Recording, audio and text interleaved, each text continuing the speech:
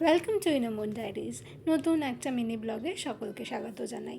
এখন দুপুরবেলা বাবা মা আর চিকুর খাওয়া হয়ে গেছে, আর আমি এদিকে আমার গাছপালাগুলোর থেকে একটু খোঁজ খবর নিচ্ছিলাম, তাদের ভালো খারাপ গল্প শুনছিলাম।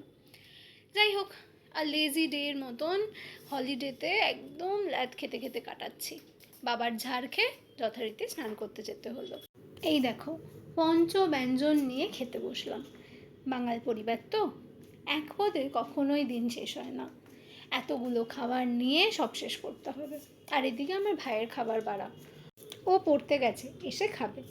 দুপুরবেলা যথারীতি একটা নতুন পাগলামো। ঘরের মধ্যে একটা মেহেন্দি টিউব ছিল, কাকিকে মাকে সকলকে বসে বসে মেহেন্দি পড়াচ্ছিলাম। মেহেন্দি পড়াতে কিন্তু আমি মোটেই পারি না, ওই আর কি পাগলামো, ইচ্ছে হলো পড়ালাম। তার বদলে একটা খুব ভালো জিনিস হয়েছে, মায়ের থেকে ফুচকা খেলাম, ছোটোর থেকে জিলিপি। এইভাবেই সকাল থেকে কেটে গেল দিনটা, আর রাতে ভাত খাওয়ার ক্ষমতা ছিল না। আজকের গল্প এত অবধি ছিল। নতুন একটা ব্লগ নিয়ে আবার তোমাদের সাথে গল্প করতে আসবো। আমার গল্পটি ফুরোলো, নোটে গাছটি মুড়োলো। Bye bye.